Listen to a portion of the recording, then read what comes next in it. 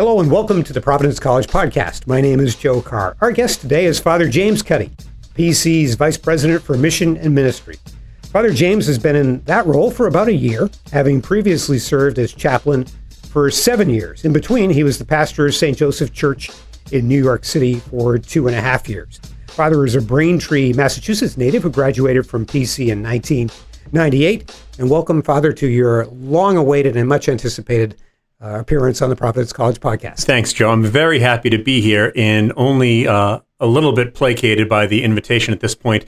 Exactly how many guests did you have to go through before you finally decided to invite me? Oh, you're the first one. No, because I jumped at the opportunity and finally, at long last, I thought, why have I not been invited onto the podcast? And frankly, some of the guests that you've had on before, not so sure. I thought, this guy? Joe Carr has this guy on? We've been practicing to try to get ready Joe, to get to the point where we could have you on. I accept that and believe that with my whole heart. I'm really happy to be here with you today.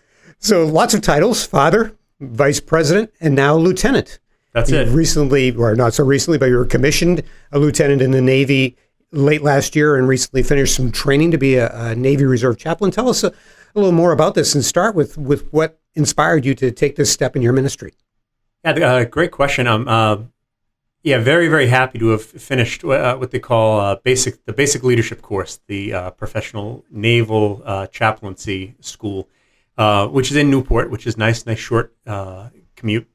And this was a kind of a vocation within a vocation. I've been the happiest Dominican priest in the world, almost unfairly happy with all of the things I've been able to do, and the Dominican brothers with whom I've had an opportunity to live and serve, and all of that dating back to my own time as a student here, getting to know the Dominicans then. So this is sort of a call within a call, recognizing that the men and women who serve in armed forces, and in particular in the Navy, the Marines, and the Coast Guard, because that's who the Navy chaplains serve, they have a tremendous role and responsibility in serving our country and serving places around the world, and oftentimes serving in harm's way and having to do things and see things that no one should really have to do, have to see, and how do you prepare yourself for something like that? How do you make sense of some of those things? And so I've always had a very near and dear place in my own heart and in my prayers for those who are serving in that capacity.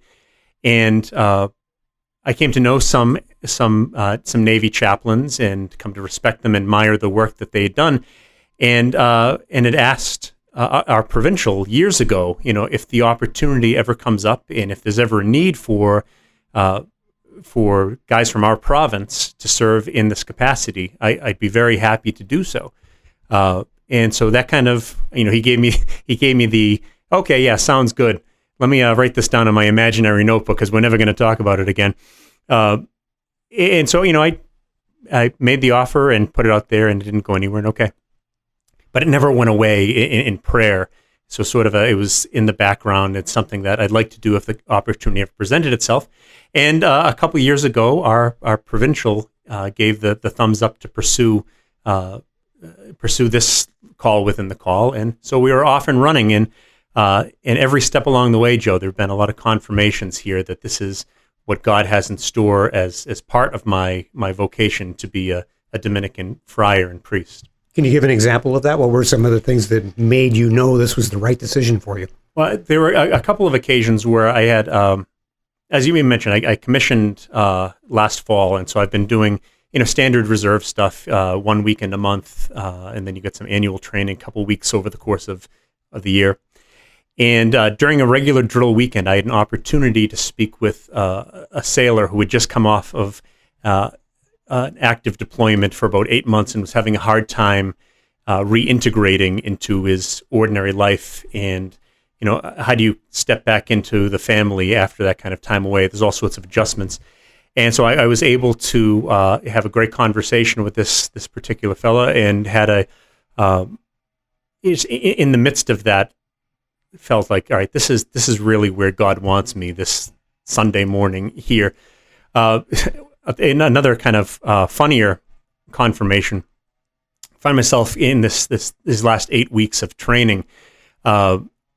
We'd get up at 4 a.m. We'd step off for physical training at 4:30, and you're down in this field in Newport that's it's been visited by geese.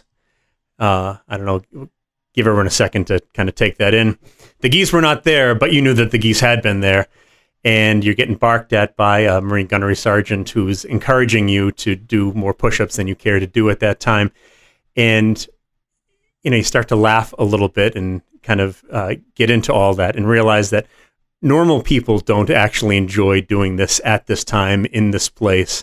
And so the fact that you can form those relationships with all of the other chaplains who are going through the same thing and actually take great joy in that. Again, it is something complementary to all of the ordinary ministerial things that we do here at the college and elsewhere in the Dominican world. If you're happy doing that sort of stuff, you can take that as a sign that you're in a good place. So this program, it would seem, would have involved chaplains from various denominations. What was that part of the experience like for you? Yeah, one of the great things about military chaplaincy is that you're a chaplain for all people. And we'll have a chance to talk about this a little bit more, I'm sure, when we talk about mission and ministry here at Providence College. Of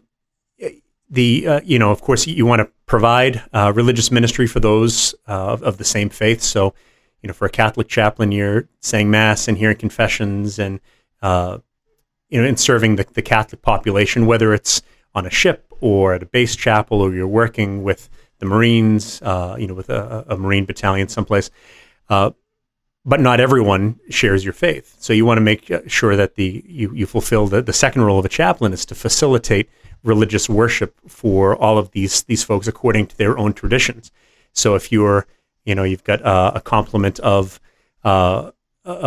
Protestants or Muslims or Jewish sailors and Marines, that you're able to help them to worship and to pray in ways proper to their own faiths, whether it's by identifying and training lay leaders, or finding someone who's able to come in, a professional minister, as it were, who's able to come in and serve in that capacity. It's important for the chaplain to facilitate the free exercise of religion for all of those folks of different faiths. So that was something that was reflected in all of the other members of my class in the basic leadership course. In fact, for the first 4 weeks, I was the only Catholic.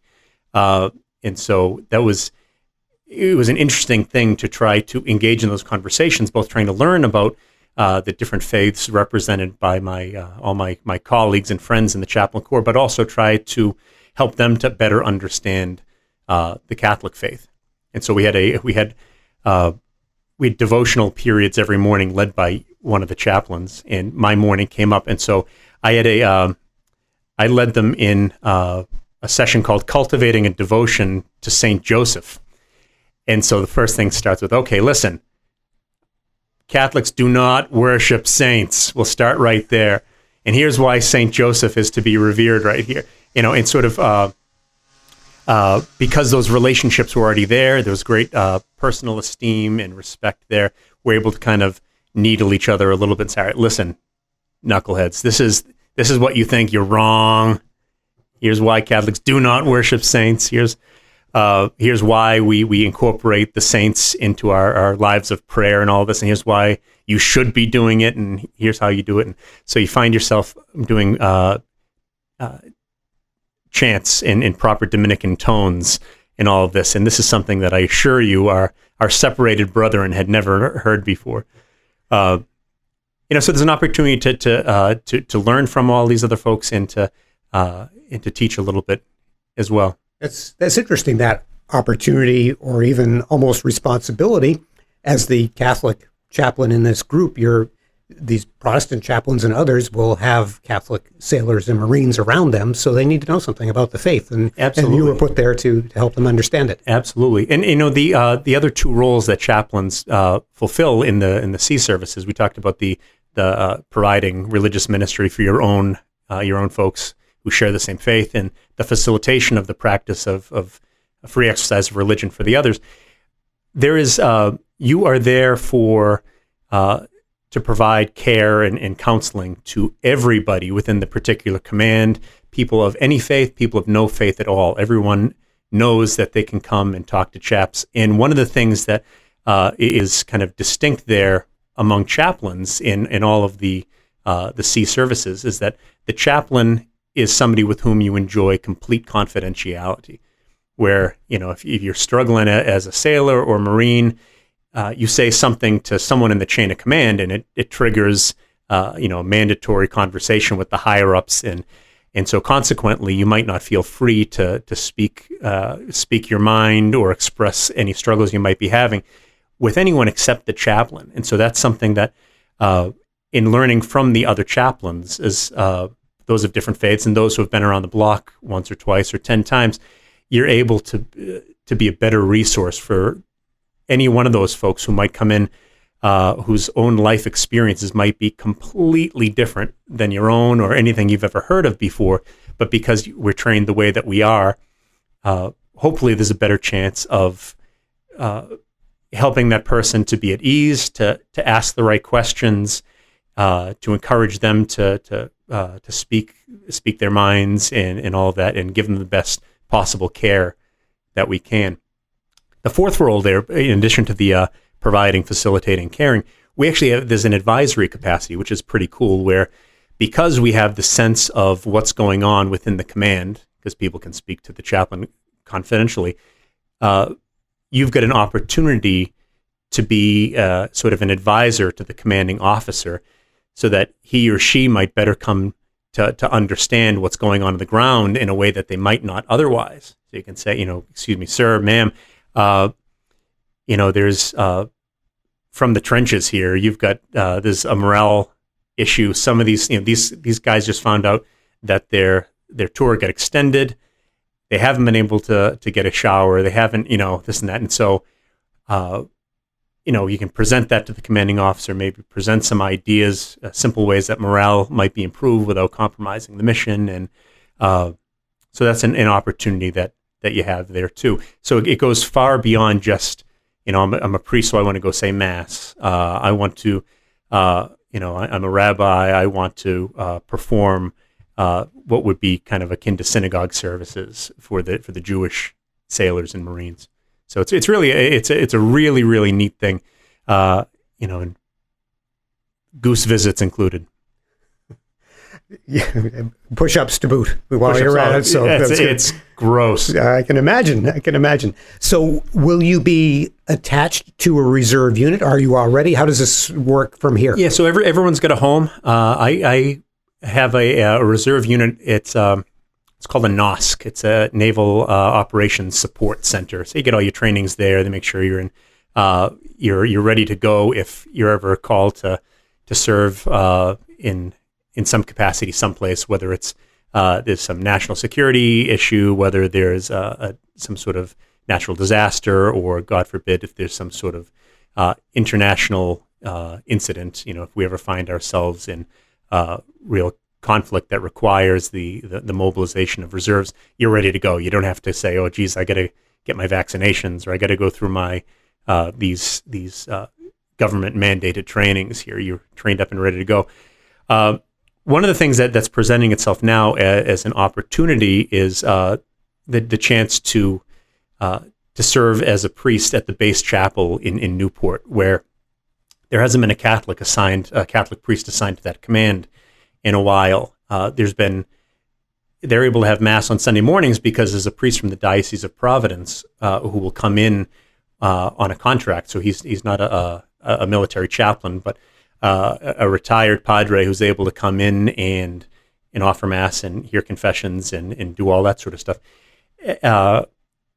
Now he's not going to be able to continue his service, which he's done very well and faithfully for a long time now. So there's actually going to be a chance for me to go down and this almost have this as a almost like a parish, right? So it would be. And Newport's huge. They call it the crossroads of the Navy. There are a bunch of commands down there. And, spend a career in the Navy, you're going to spend some time in Newport. Officer Development School, Officer Candidate School, the Naval Academy Preparatory School, the Naval War College, all kinds of different training commands are there. So there are always a ton of folks. And, it looks like I'm going to have a chance to be down there on that regular basis, Sundays, saying Mass and hearing confessions and working with some of those great men and women there. So it couldn't be, that couldn't be any better. You get to form relationships with those folks and bring them the sacraments and pray with them and talk about Jesus and all. It's good stuff. All the while, it looks like I'll probably get attached to some other unit, and so I'll be whether it's with the Marines, with the Navy, with the Coast Guard, and that usually requires every 2 or 3 months you spend the weekend drilling with them. But that wouldn't be as local as Newport. Hopefully, someplace in the Northeast. The closer, the better. And so, if anyone's listening to this from the 4th Marines, that we can go up to Fort Devens is ideal. Garden City, New York, Philadelphia, something like that. Get your eye on a few places then. Well, yeah, and it's from closest to furthest. That goes all the way down to New Orleans, though, so that might be a bit of a stretch. Concentric circles. That makes sense. A good way to look at those things. One more question on this before we move on to talking about your work here day to day at PC. Is there anything in your family history or your experiences related to military or public service that may have kind of inspired you to look in this direction? Well, my father is retired military, served in the Navy, and this has been a great support from my parents, but in a particular way, this is the language that my father speaks. And so when I tell him I made a visit to this destroyer, well, he served on a destroyer, had a med cruise on the Robert Wilson. And so to say, all right, I was here, he goes, oh, did you see this? Did you see that? So that's a lot of fun. My uncle's also, my godfather served in the Navy. My grandfather, both grandfathers, one was served in the Army, but my grandfather Murphy, my mother's father, served in the Navy in World War II, and it's a great blessing that he's still with us and had a chance to come down and be part of the graduation ceremony and all that. And it's really, really cool to share that with him, with everyone in the family, but him in particular, along with my dad, to see a few generations. But you want to see somebody honored. You bring a World War II vet to one of these things, and it's there are a lot of people who with all sorts of fancy decorations on their shoulder boards, and the chief of chaplains, the 2-star admiral, and all this. But to have a World War II Navy vet is a pretty cool thing. So yeah, there's that history there, and I'm proud to be part of that in my own family. And honored they should be, the greatest generation indeed. So no doubt. That's really a nice thing. We could do a whole episode on that, right? That's for sure. Let's talk a bit about mission and ministry at Providence College. And for a lot of our listeners are alumni, and when we were here at various times, this part of the community has been arranged differently, organized differently, and has done different things. What is mission and ministry in 2019? What sorts of things do you manage in this division? Well, mission and ministry is anything that has to do with the Catholic and Dominican mission and identity of the college has something to do with my division. So the biggest part of that, understandably, is the Office of Campus Ministry in the chaplain's office.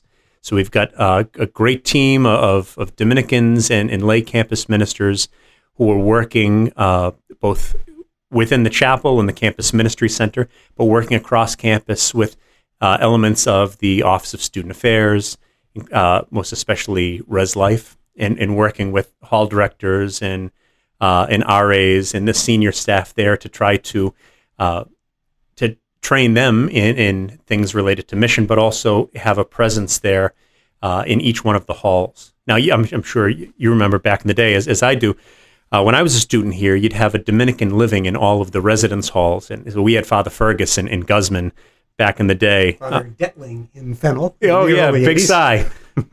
Big Cy, as he's known in my office. Never heard that before. I may have just made that up. Now you tell me. Big Cy. Yeah, and Father Shanley was the hall director in Stevens Hall, which is now Feinstein. So there's a rich history of Dominicans being involved in res life. Right now, there are very few Dominicans who actually live in the halls. Kind of the model of res life has changed, where you don't have Dominicans serving as hall directors. You've got hall directors serving as hall directors, and so it's good to be able to take what I think is the best of having Dominicans around back in the day to give all the students in the halls will have a chance to get to know at least one Dominican. This is your hall chaplain, and to cultivate a relationship there. To have him be kind of a spiritual presence. So we'll have our Dominicans sitting at the doors, helping with moving, helping to move some boxes. It's funny in all of this.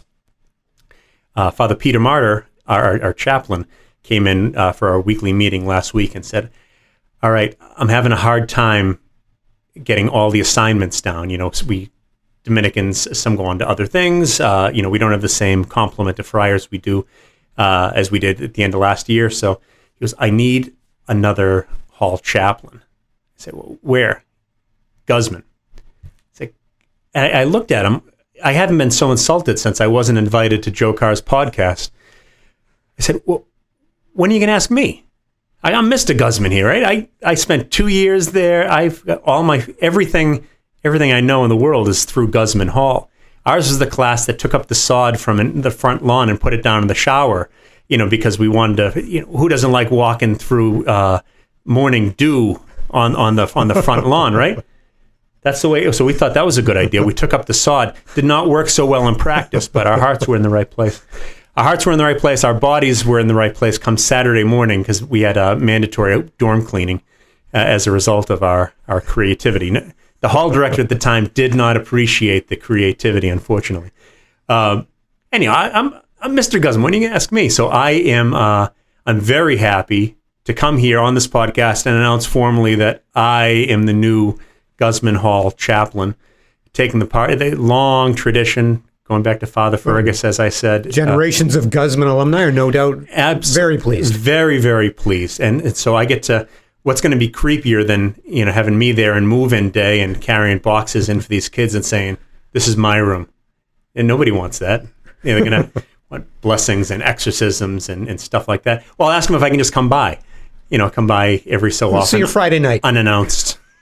Come by and do it. Perfect. And so we're always looking for opportunities to do all that. The more we can engage with students on their own terms, on their turf, the more we can expose them to as many Dominicans as possible, different generations, different interests. This one might not get along with me, which I completely understand, but might get along famously with this other guy. Great.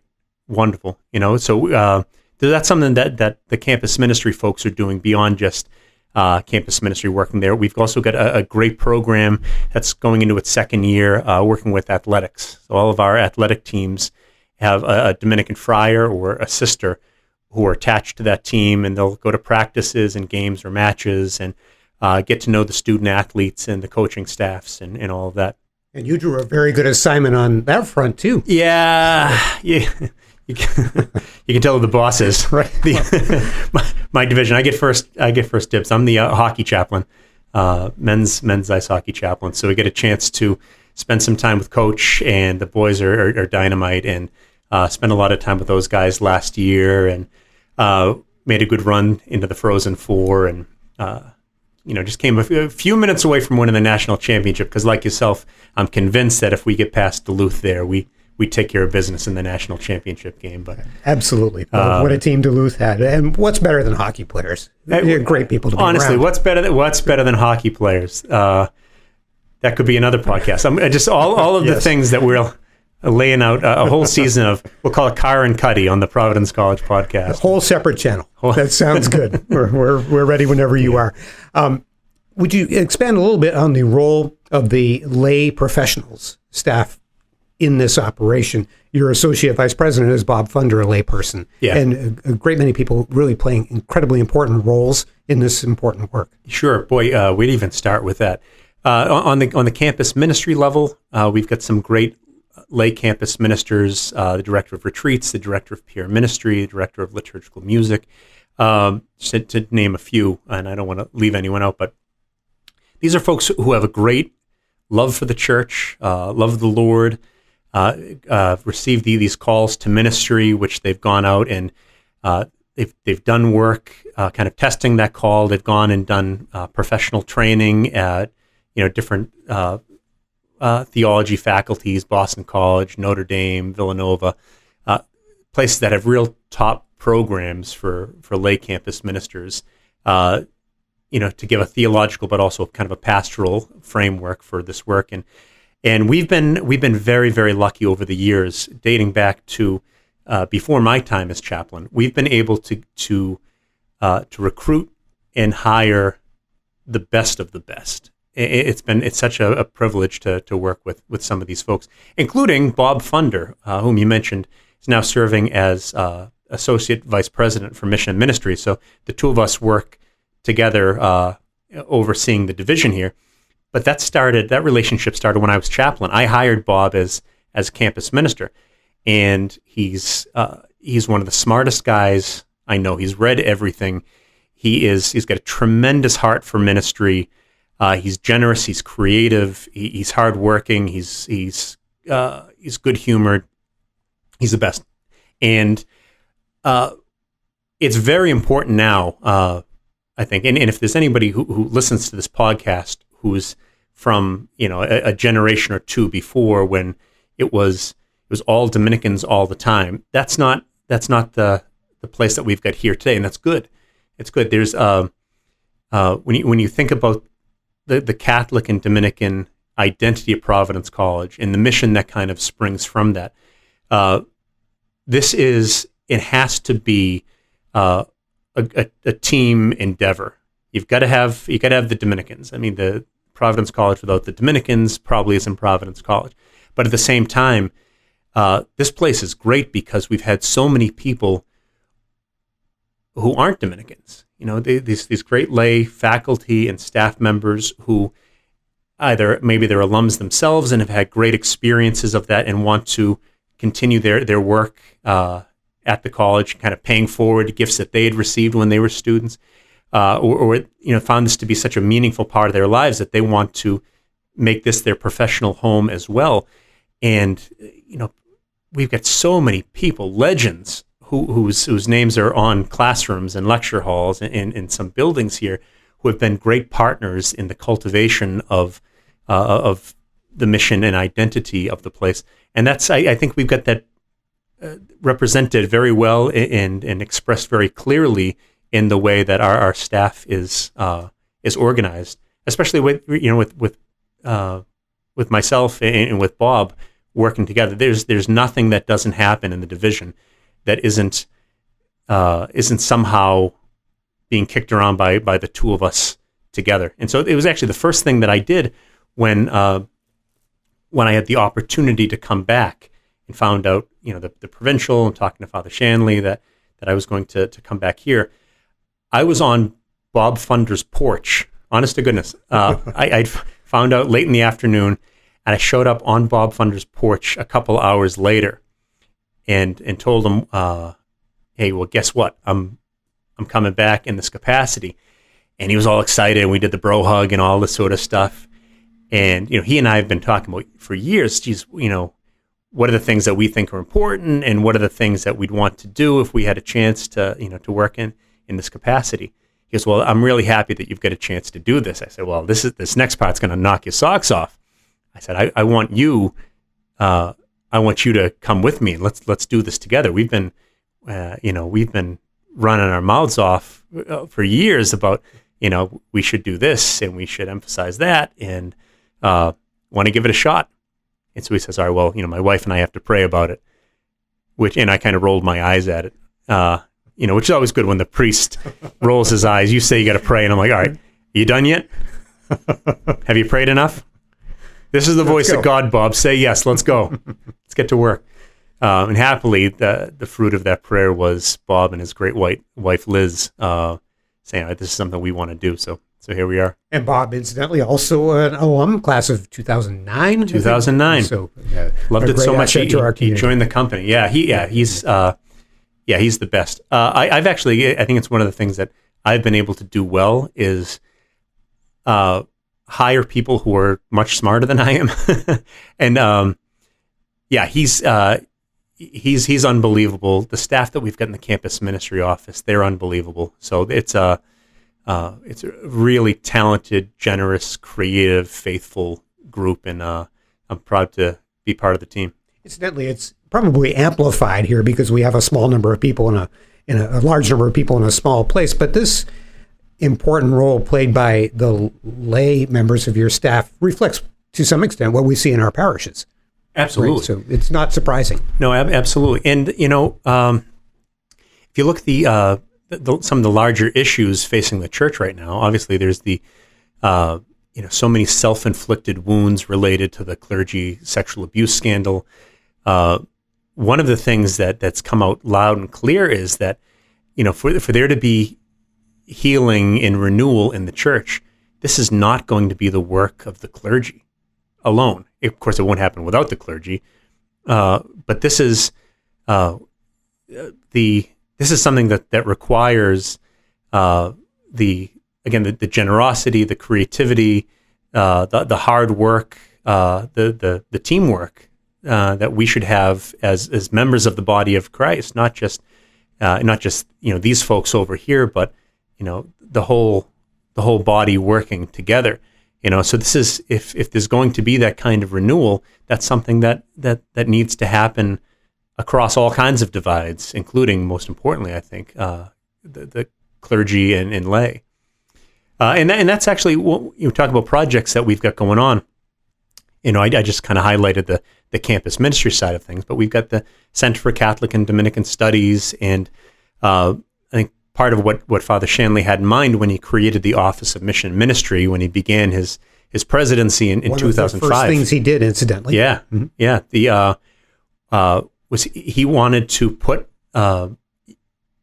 elevate mission and ministry, which is obviously so important, to that cabinet level, so that part of all of the conversations, whether related to finance and business or academics or student affairs or legal or anything like that, there'd be a mission voice there to add to the discussion or ask questions or try to ping all of those different areas to see what role should mission play in here, so that questions of mission and identity might come to permeate all of the areas of the college. So I think it's a very clever move. Well, of course, I think it's a clever move, Joe. I wouldn't have a job otherwise. And when Father Shanley's listening, I want to make sure that he knows how important I think the division of Office of Mission Ministry is. I think we all think it's paid major dividends. Just and get nervous, Understandable. Yeah. And we think that the Catholic University is going to have a very important role to play in finding that healing and renewal in the church broadly, and not just the scandal, things related to sexual abuse scandal, but by and large, you go to the parish, you look in the pews, they're not full as they would have been however long ago. You just look at the demographics here, right? When some of the traditional feeders that we've had for Providence College, and we've drawn so many of our great students from over the years, aren't producing the same number of students in the same way. Some of those, we've got fewer and fewer larger Catholic families in the Northeast. And so we're not going to see as many applicants, and we're not going to see as many students enroll from those traditional areas. And we've got to take that into consideration. And Raul Fonts and his team, my goodness gracious, what a great job they've done in trying to. We've still got record numbers of applications and higher than anticipated numbers of enrolled students, and all of that shows how brilliant they've been able to respond to the changing demographic. But nevertheless, we've got to recognize that we've got some we've got some issues in the church that if they're not attended to, we're going to see ourselves fewer and fewer and fewer. And we believe that the Catholic University, in general, and Providence College in particular, can in fact have a part to play in helping to make Christ known and loved, and have to communicate the contents of the faith. This is what the Catholic Church is all about. Oftentimes, you see, even among the Catholic students who come here, not a great devotion and love for their own faith. Are you Catholic? Yeah. When's the last time you went to Mass? Confirmation. And it's not that there's anything against it necessarily, but there's nothing really for it either. And so if we can take advantage of the opportunities that we have here in the classroom and outside of the classroom to kind of make a proposal for the faith, to say, hey, your lives are going to be better off for having this relationship with the Lord. Your lives are going to be better off for being a regular participant in the life of the church, most especially going to Mass. It's not just here's something you do, it stinks, suck it up. It's no good for now, but the eternal rewards are wonderful. But this is having this relationship with the Lord, lived at the heart of the church, takes nothing away from what makes life good, but actually makes that which is good even better. If we can make that proposal to our students, and in a way, and invite all of the members of the community into that, we'll have performed a wonderful, vitally important service to the church, both locally here, and then hopefully when people go home and go back to the places they came from, they'll be able to bring that with them. So this evangelization makes me think of one of the many great initiatives of campus mission and ministry, and that is the Rcia program. And every spring we have this beautiful Sunday event where students are drawn to a sacrament, baptism or confirmation, and it's just an incredible thing to see this happen. I wonder how that feels to you when you see this event, when you see these young people taking these important steps in their lives. I'll tell you, it's a great source of hope, Joe. That's my takeaway in the middle of that Mass, because I get to, I had my 7 years working in campus ministry, and that's a tough thing. Father Bonaventure Chaplain has just gone on for doctoral studies, but he shepherded that program through for a couple years. Father Dominic Werner had done the same. Father Justin Brophy. And by the way, all these knuckleheads are fighting with each other. Who's got the biggest class? Who's brought the most students? And blah blah blah.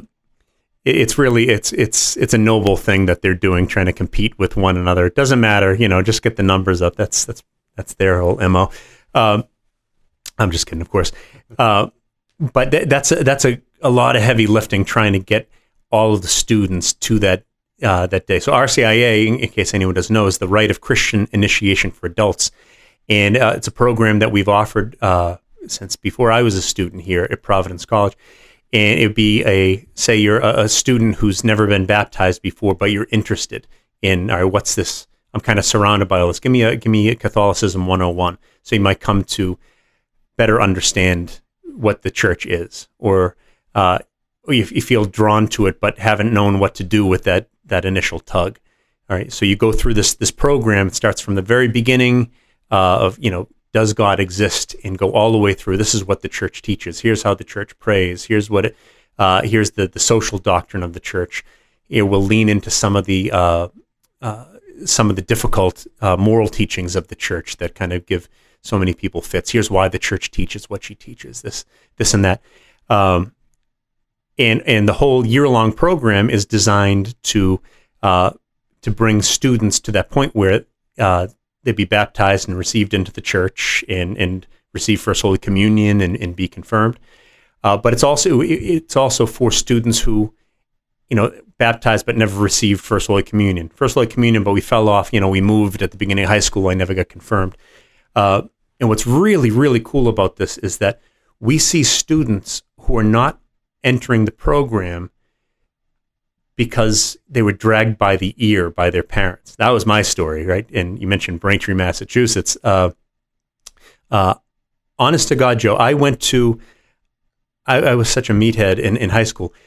I went to confirmation class not because of great devotion, for the sacrament that was to come. It's because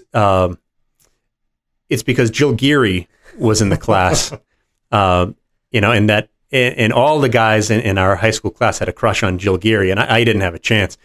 But there's this 1.5 hours every week at Mrs. McKinnon's house over Twizzlers and those 10-ounce cups of Diet Coke, where this is exclusive Cuddy and Jill Geary time right here. So I had a chance to work my magic there.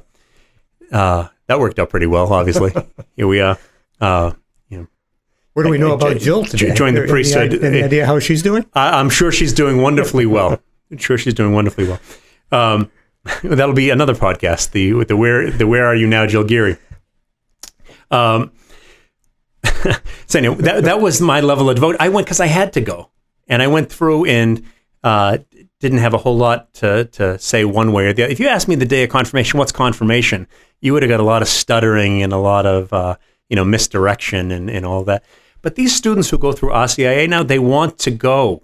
There's something that they find to be true, to be good, to be beautiful about what it is that they're learning. And so that's the thing. Like when you see a 20-year-old get all fired up and really enter into the course of instruction and then the celebration of the sacraments at the end, to actually see that is such a joy.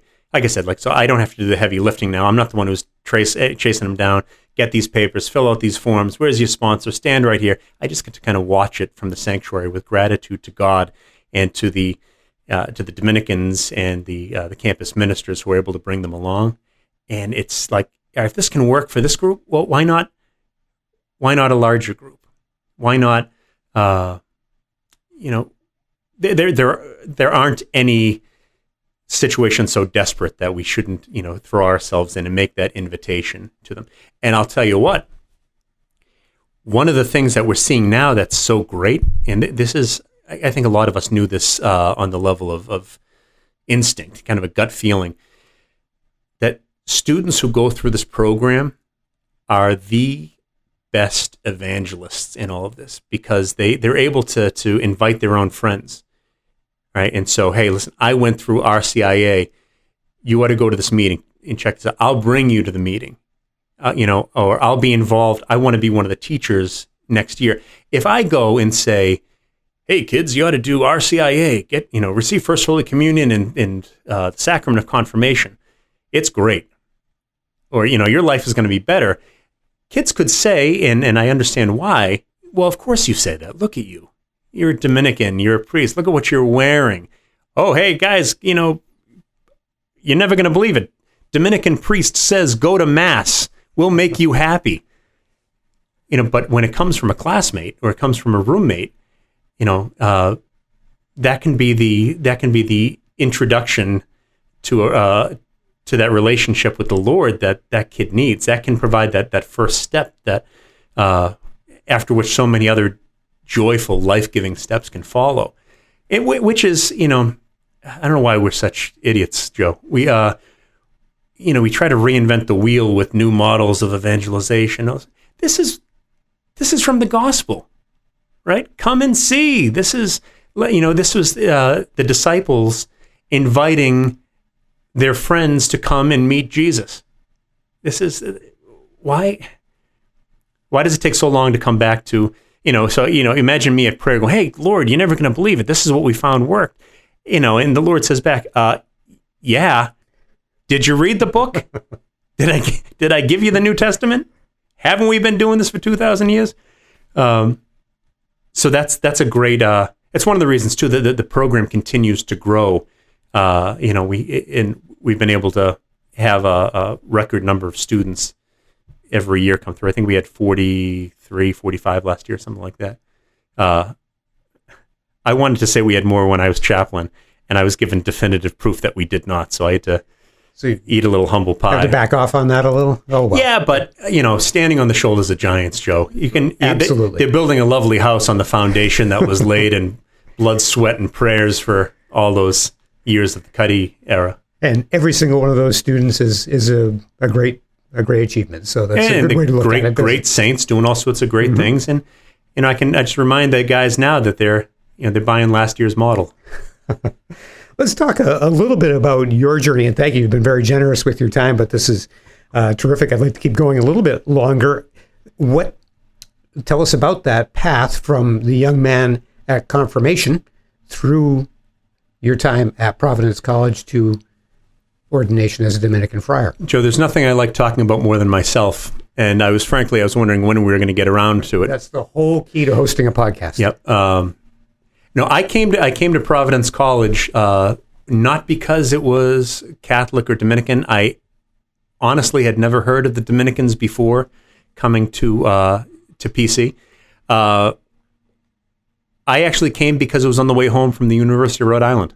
We were visiting there. Dad said we ought to stop off at PC, and sure enough, it felt right. And I'm thrilled to have an opportunity to be on the podcast finally.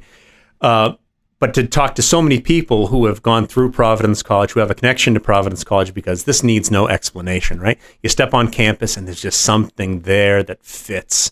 I walked around and, the campus looked the same as other campuses. It doesn't anymore. It's spectacular. The library had, however 100,000 bound volumes, blah, blah, blah. It was just, there was something about the students that we met along the way and thought, this is a special place. So I wind up coming here, but again, that high school punk who was taken by the ear to Mrs. McKinnon's house for the Twizzlers and the Diet Coke. If I went to Mass, because my family went to Mass, if I was on my better behavior, it was because, Mom was sitting up bolt straight on the couch waiting for me and my sister to get home. First thing you do, come in here, give me a kiss, and so that's going to keep a guy on his better behavior. Where have you been? Who have you been with? So I thought, well, I'm going to go away to school, and Mom's not going to be there, and she's not going to drag me to Mass, and I can stay out as late as I want, and I can do whatever I want. And so I thought I was going to get after it. Well, I was going to be a wild student here. But then, a funny thing happened on the road to debauchery, and that was, I fell in with a bunch of guys in Guzman Hall. We're back to Guzman again, who, though they were saints in the making, we'll say. In addition to the ordinary knucklehead stuff that guys in Guzman do with tearing up the sod and doing the hall slip and slide and stuff like that. These were guys who went to Mass. And somebody, again, we talk about come and see. There was a guy who said, "Hey, we're all going to Mass. Do you want to come?" Oh, all right, sure. And so one of the great moments that I've had in my relationship with God was this instinct, and I think it's comes directly from God, and God breaking through all the noisiness of my own life and the blindness of my own eyes. And there was this instinct that says, all right, if you're going to go do this, if you're not going to go to church, if you're going to go and be a meathead because you saw Animal House once, only once. Yeah, only once. All right, more than once. At least know what it is that you're going to be leaving behind. I thought, I'm in college now. This is the intellectually honest thing to do. So what is it? And so I got to know a little bit about the faith and had I ought to learn more about this. And this came through, the classroom. I remember some of some great theology classes and being exposed to some of the historical, the history of the church, but also some of the classics of Christian spirituality that we're exposed to in Civ. A lot of this came through campus ministry, which is one of the reasons why I was so blown away by the opportunity to come back and serve as chaplain. Was that the chaplain at the time, Father Joseph Barringer, had such a profound experience on me, in my friends, For us, the priest was the guy who came out and said mass on Sundays. It's kind of like the what do you call it? The little figure on a cuckoo clock, right? It comes out at the hour, arms out, spins around, does this thing, goes back in. That was kind of what the priest was like. We get to be involved with campus ministry and all be inspired by and come to experience the love of him and some of the other Dominicans here. And so it was one of these things, the more I came to know about it, the more I loved it, the more I loved it, the more I wanted to know about it and all of that. And not just good times, but we had some real moments of crisis on campus, which, again, for the PC community listening, God bless Providence College, but every so often we'll have, some crisis visit the campus, and whether it's in an accident or students passing away, we've had more than our share of those things, and somehow when they come up, and I experienced this as a student, as chaplain, as vice president, somehow Providence College as a community rises to the occasion, and we're at our best when the worst visits us here. And I was taking a family across campus last week. We just met out in front of Harkins. They got turned around. They didn't know where their car was. And so I said, I'm walking that way, towards your car. So why are you here? He said, well, we're from Westport, Connecticut, and we know the Cardello family. And, everyone knows here, one of our students passed away last year, Gus Cardello. And the family said, we were so moved by how the students responded to try to take care of each other and to take care of Gus's family and all this, that we knew this is a special place. We wanted to be a part of all this. And I was reflecting on that, thinking that this has happened in all of these different ways, different students, different circumstances, different generations. But this is always something that we've known here at PC. And it's one of the things that drew me more and more into my faith and nudged me towards a Dominican vocation was the role that the church, the priesthood, the Dominicans can play in times of real difficulty for individual students who might be suffering the loss of a parent or sibling or someone close or some sort of other crisis in their own lives, or to the community at large. So there was a profoundly important, deep impact that was made in my own life, that God was making through the Dominicans, through Providence College. So by the end, I thought, I've got to look into the possibility of doing this. Otherwise, my heart's not going to find any rest here. So I'll just, we'll kick the tires on a Dominican vocation. And again, the more I came to know about it, the more I came to love it, the more it just sort of fit. So much of my life, Joe, I look back and see just confirmations of a call. We talked about this earlier with Navy chaplaincy. Along the way, some really long days, some difficult stuff, and finding real peace in the midst of that, and take that as a confirmation of the call. Same thing with I come to know more and more about what it would mean to be a Dominican. All right, that makes sense. Take another step here. We'll join. I know we'll make vows. Now we'll, in vows for a certain period of time, let's make final vows, solemn vows until death. Move on to the diaconate, ordination to the priesthood all those years later. It was the same thing with coming here in the first place. You take a tour across campus and say, all right, there's something that just fits, and it defies any sort of scientific understanding. There's no real theological explanation of the whole thing. There really is something to be said for that gut feeling that's there. Now, it's not all gut, but it's the gut feeling isn't to be ignored. And so the more I came to know, the more I came to love it. And, here we are, all these many years later.